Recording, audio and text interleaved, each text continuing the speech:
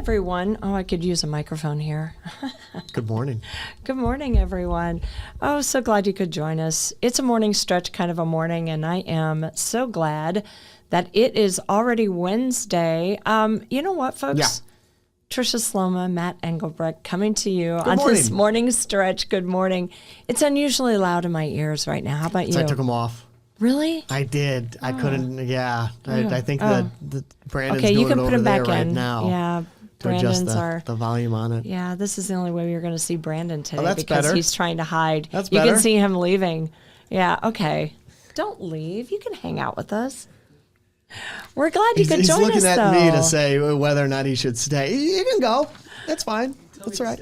The fun part about this is that you can take us anywhere. If you have a phone, Yeah. Brandon, you could watch us anywhere. You really walking could. through the halls of WNDU. Brandon is so multi-talented. I literally can't do anything without him. I know I said my New Year's resolution was to embrace technology. And you have.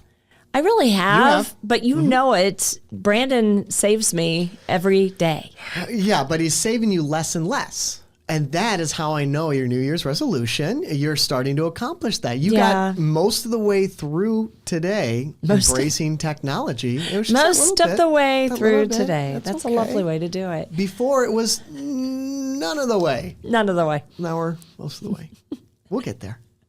Hey, we are getting ever closer to a big football game, and I know that you have weather to talk about, not just Miami, but around here too. So I'm going to let you take it away and talk weather. Okay. Because we have fun things to talk about there. You love this. Yeah. I love the comparison graphic. Now, the best part about this graphic, when we do the comparison, is when Notre Dame started their playoff run against Indiana. Yeah. It was here. Yes. It was in South Bend. So it was a very easy comparison graphic. What you see is what you got. Now, we had New Orleans, which is in a dome. So not too much there. And they say it was a little muggy in there, too. It was muggy, and we were talking to our news director who's been out that way, is very familiar with that stadium, is that as you go up, it can actually change climates. You get into the jet stream. You're so high up in the air. Oh, my goodness. There in New Orleans. But Miami, it's open. Wow. And look at this. 62 degrees. I mean, that's good football weather. It is. It reminds me of Friday night high school football. 62 degrees and in September. In September, right? Yeah. Where you get away with shorts and a sweatshirt. It's like that is the best. Right. You know? Exactly. The only difference is that in here, the temperature is a lot colder by the fourth quarter with the humidity in the air. While this is cool for Miami, I'm thinking upper 50s by the fourth quarter. Something like that. Well, and here's the deal. You're going to be able to tell the Irish fans from South Bend, Indiana versus the Irish fans from Miami. What do you think the outfit choices are going to look like? If I know my Midwesterners, we're going down there. If it is anywhere above 60 degrees, it's short sleeves and shorts. Nice. And they're not. That's not going to phase them at all. Maybe a hoodie, but usually the hoodie is 40 degrees and below. Oh yeah. But the locals are going to be all bundled up. Puffy jackets. I'd say yeah, puffy jackets, especially in the morning and the evening. Yeah. So. That's wild. Do you want to talk weather about anything else from our area? What do you want to know? So How about snow?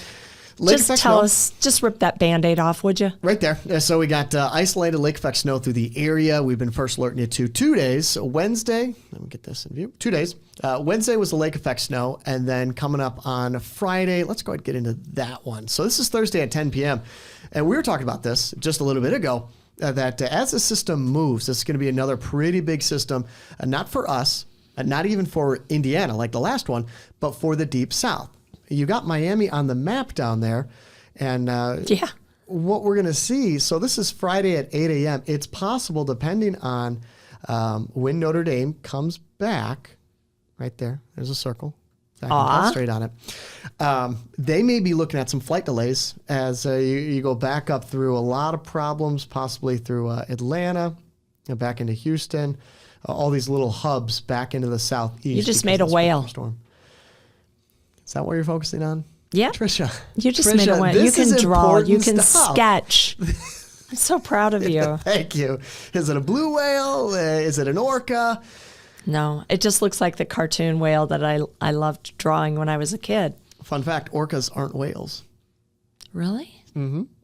Wait, is this another one of those things that you're going to teach me something? I'm going to go talk about it later, and it's not the case? I don't do that. That does not sound like a Matt Engelbrecht approach to anything. Yes. Yeah. Wait, really? Do you want to know? Yeah, I do want to know. What is an orca? Orca, not a whale. Am I going to learn something mind blown right now? I couldn't find it. A whale of a problem. I couldn't find it. I gave myself 5 seconds. I said, if I can't find it in 5 seconds, we'll just let it live. Okay, we're all Googling right now.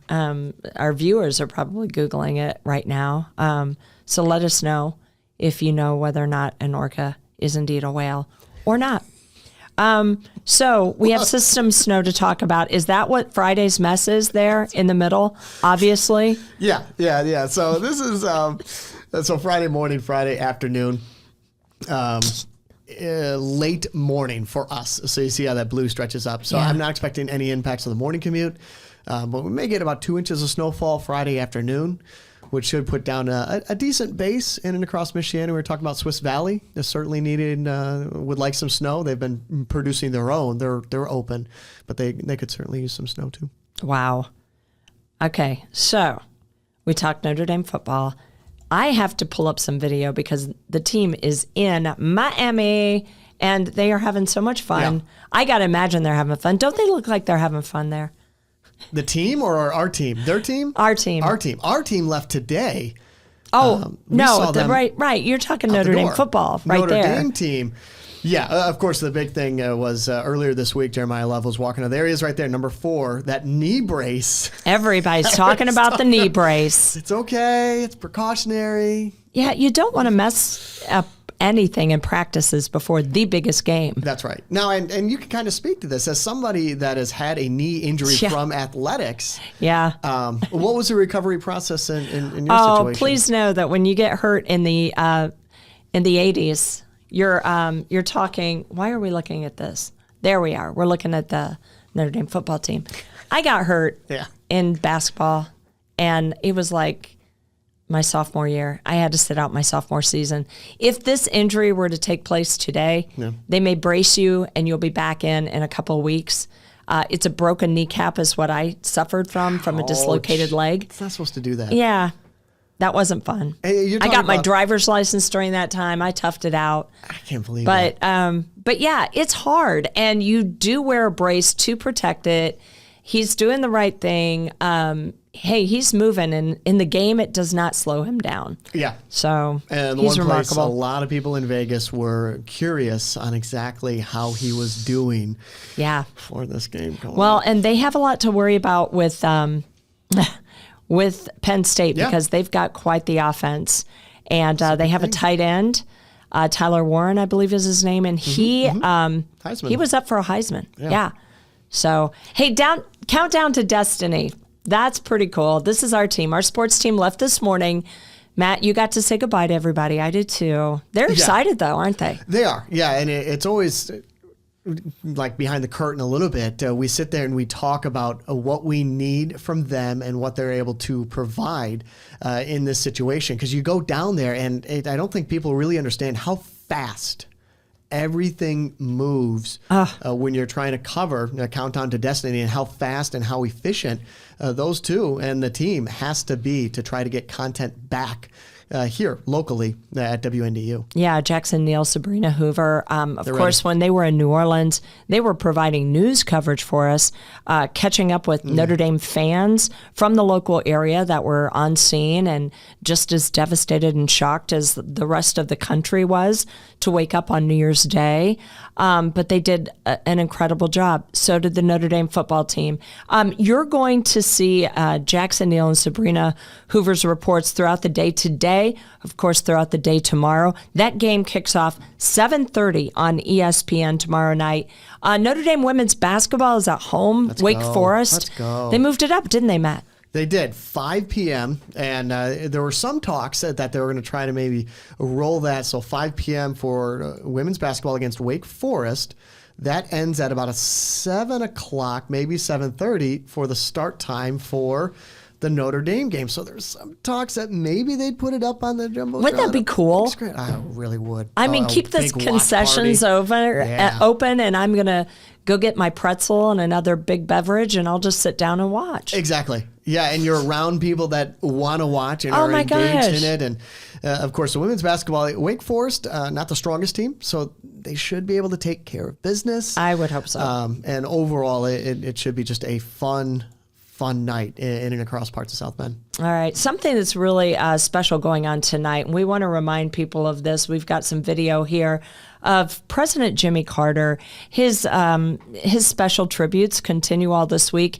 He is lying in state at the Rotunda right now. There's a live image. You can actually check it out on our website, WNDU.com. But what we're showing you video of is the fields at Highland there in Mishawaka. He was part of the Habitat for Humanity home building blitz that took place in this neighborhood. And tonight at 5 o'clock, they're holding a special candlelight tribute to him. Candles are going to be provided for the first 200 people. All you got to do really is just show up there at the northwest corner of Jefferson Boulevard and Burkett Road in Mishawaka. 5 o'clock tonight, they're going to have this special candlelight tribute for President Carter. I mean, he came here. He built homes here. Garth Brooks and Tricia Yearwood, part of that home building blitz that day. But it was just truly a remarkable and special time for our area. Yeah, and it almost gets lost in how influential he was to Michiana.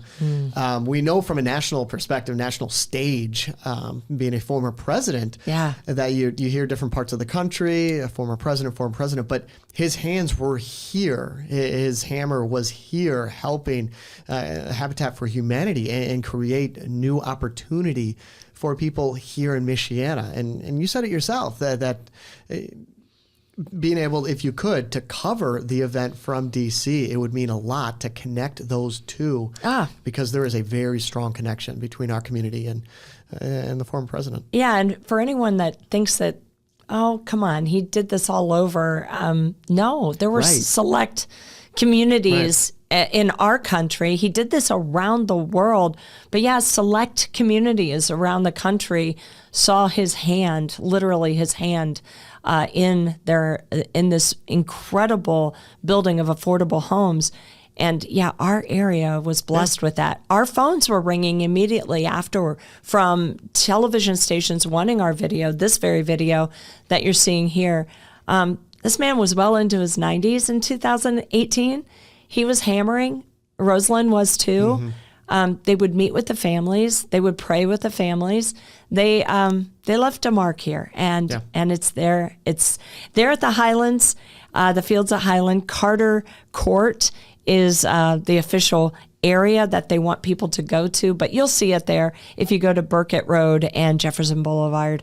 Again, 5 o'clock tonight is that special memorial. That's great. I think it's pretty cool. I mean, we have that connection to a president. Right. And it also brought the community together as well. Didn't you build? Did you have a closet or something like that? Yeah.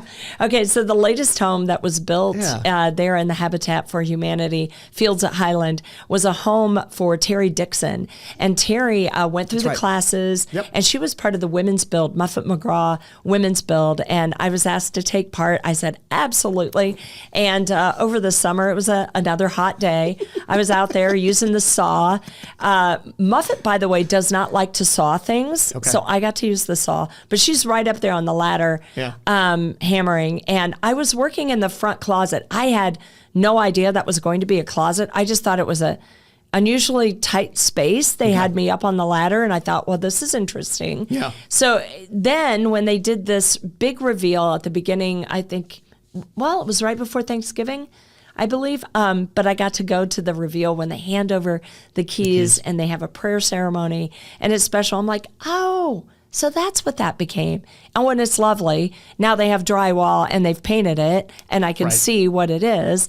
But it's pretty remarkable. We all signed the studs in there and it gives you a good feeling. And women built that home. And that's what's really special. And so you kind of see that just how people come into that. But I do have to ask, so did somebody come in after you to fix all the stuff that you worked on? No, good. I pulled out my own crooked nails, thank you. There were quite a few. It's weird, but you get those big nails and you're hammering. See, a lot of people say, well, funny. Why don't they just use the air nailer that you see the professionals use? There is a big liability if you put anybody behind, if you've not used an air nailer, industrial strength. You can't just figure that one out. You can't wing it. Nope, can't wing that one. Sure can't. I've seen Happy Gilmore. I know what happens. Absolutely. Yeah. That's why we leave that to the professionals, and we were all hammering. So many hands make light work.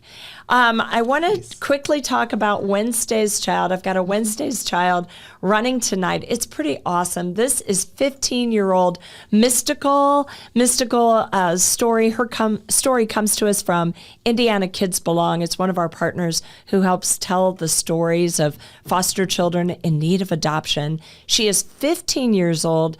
She loves to play video games, hang out with her friends. I mean, that's what 15-year-olds love to do. But she also wants to get a part-time job. She says that she knows she needs to start saving up some money for things she wants to do. Listen, though, to what she said she wants to get from her new family, because she knows that's very important. You no matter what, and they're there to help you out and tell you it's okay whenever things are really going to be okay, and be honest and just support you no matter who you are.